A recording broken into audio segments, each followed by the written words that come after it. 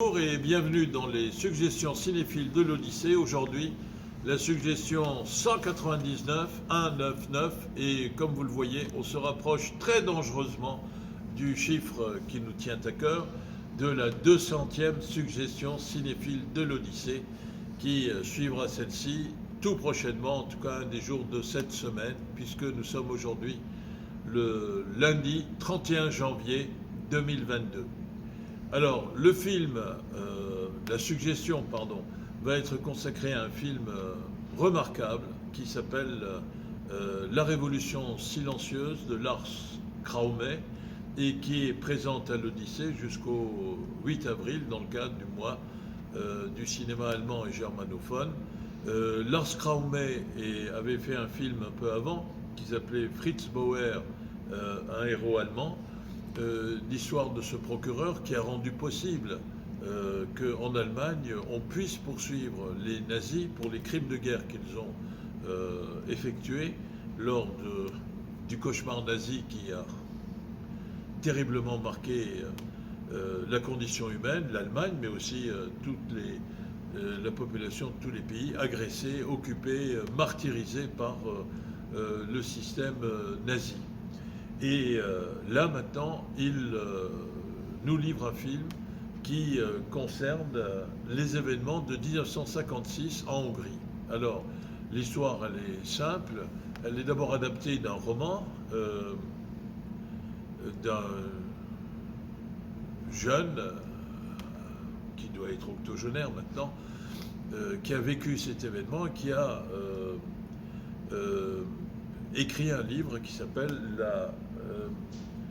La salle de classe silencieuse. Je ne suis pas assez bon, je suis nul même en allemand, donc je ne pourrais pas vous le dire en allemand, mais c'est le témoignage donc de cet événement. Alors cet événement, en quoi il consiste? Eh bien, nous sommes en 1956 dans une classe d'adolescents de 17 ans. Comme disait Rimbaud, à 17 ans on n'est jamais vraiment sérieux. Mais en tout cas, on est idéaliste. Ça, c'est moi qui le rajoute. Et on est pour vivre en conformité dans une conformité entre les comportements et les idéaux et les valeurs dont on se réclame.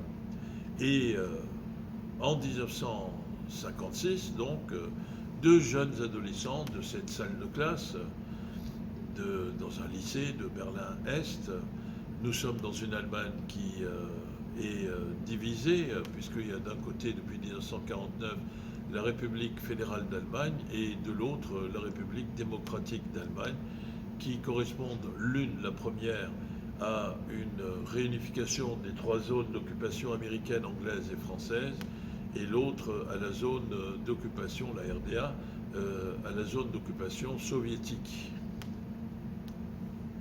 provoquée par la chute du régime nazi. Alors donc nous sommes en 1956 et deux adolescents vont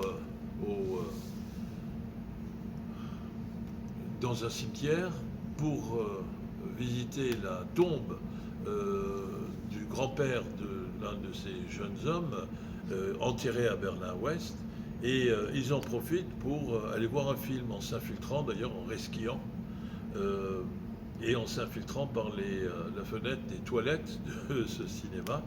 Et ils vont assister à un film hollywoodien, mais aussi, car c'était l'habitude à l'époque, au film d'actualité qui était présenté. Et là, ils vont découvrir quelque chose dont on n'a jamais parlé en République démocratique d'Allemagne, l'Allemagne de l'Est.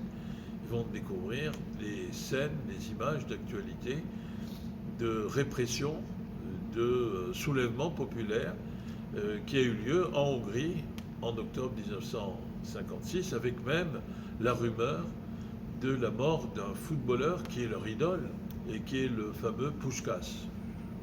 Bien sûr, ceux qui se souviennent de cette époque, Puskás n'a pas été tué, il aurait pu l'être à cause de la répression et de l'occupation violente des troupes soviétiques ordonnées par Khrouchtchev en 1956 pour réprimer cette insurrection hongroise.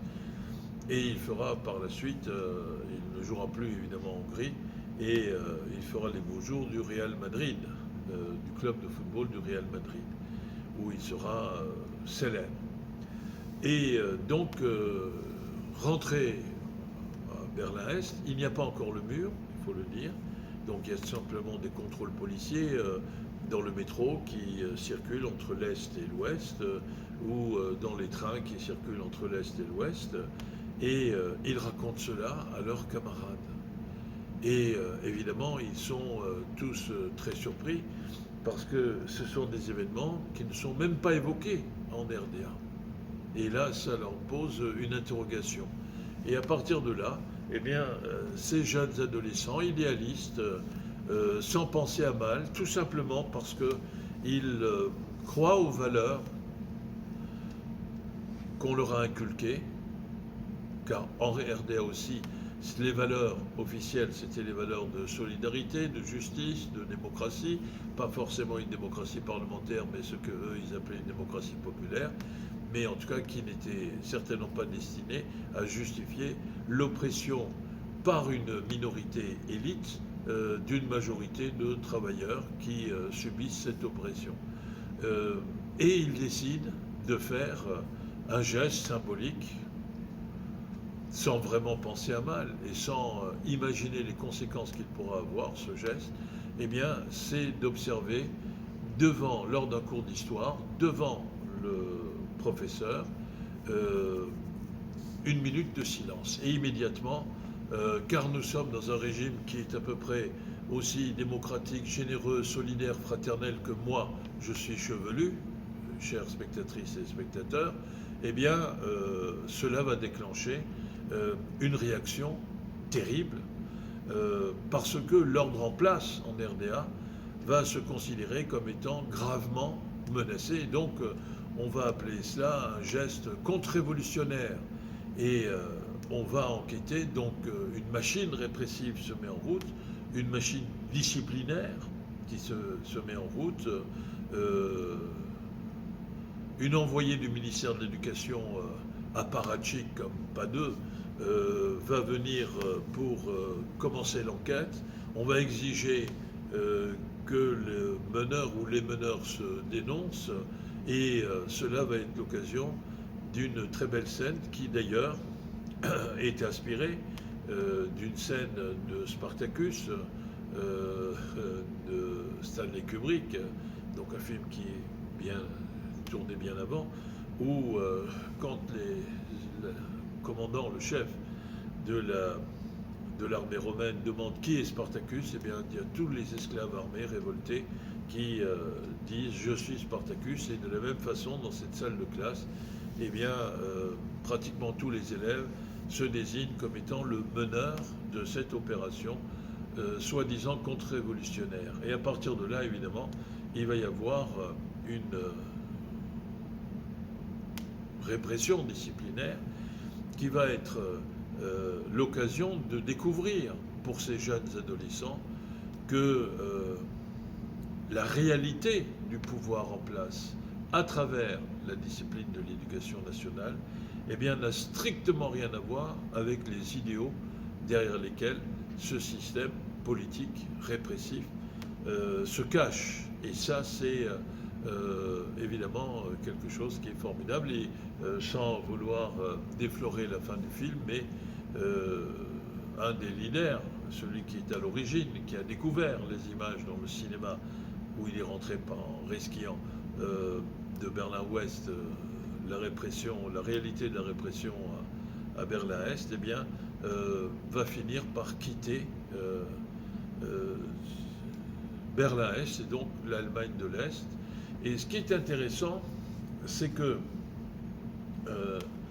le film montre très bien que ce n'est pas évidemment pas une opération d'espions financée par l'Ouest pour mener une contre-révolution contre les intérêts du glorieux socialisme rayonnant d'Allemagne de l'Est, et blablabla, blablabla, mais que en réalité, c'est tout simplement une révolte idéaliste, si vous voulez, de gens qui se rendent compte qu'ils ne supportent pas l'hypocrisie du discours et du comportement officiel Et en même temps que cela s'inscrit à l'époque de 17 ans, c'est aussi l'âge ingrat, l'âge de la révolte, dans le cadre d'une divergence avec les parents. Et que donc tout cela, eh bien, en se combinant, entraîne un phénomène de révolte qui, en réalité, est le signe avant-coureur de la fin de tout système fondé sur le mensonge, l'hypocrisie, la répression et les fausses illusions.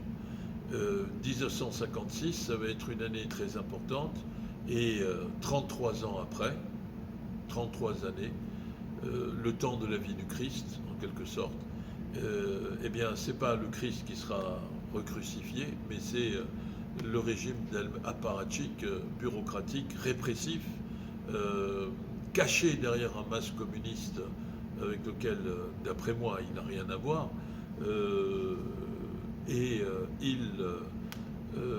ce régime s'effondre. Alors évidemment, vous direz, oui, d'après toi tu dis d'après moi, il n'a rien à voir, alors que c'est l'essence même du communisme. C'est vrai qu'on est dans l'époque de la guerre froide, et que donc, malheureusement, c'était très très difficile de lutter pour la justice, pour la liberté, pour l'émancipation.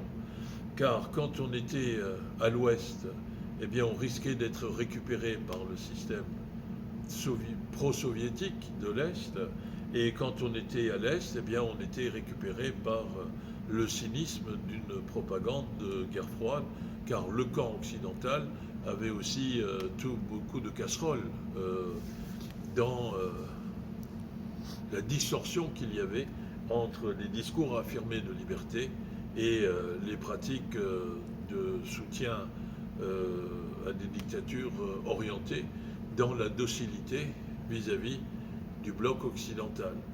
Donc c'était très difficile d'échapper aux tenailles de cette guerre froide et de cette bipolarisation qui était terrible. Mais le film montre que quels que puissent être les risques de récupération, parce que la vie, c'est la vie, parce que la jeunesse, c'est la juvénile confiance dans la possibilité de réalisation des idéaux auxquels on croit, eh bien, il y a lieu de se révolter, quoi qu'il en coûte, pour reprendre une expression qui est à la mode aujourd'hui.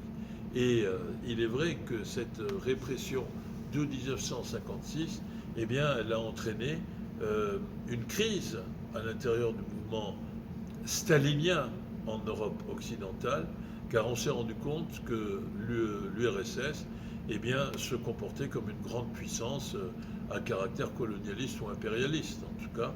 Et on se rendait compte que l'internationalisme affiché n'était que l'instrument d'une domination par l'URSS de tous les États à son service dans le cadre de la zone soviétique.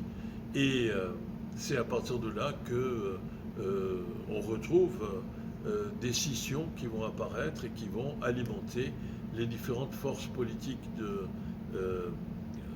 gauche extrême, anti-stalinienne, et donc à la gauche des partis communistes officiels. C'était pas difficile d'être à la gauche, parce que si le Parti communiste c'était soutenir et faire l'apologie de la dictature soviétique, eh bien ça laissait tout un champ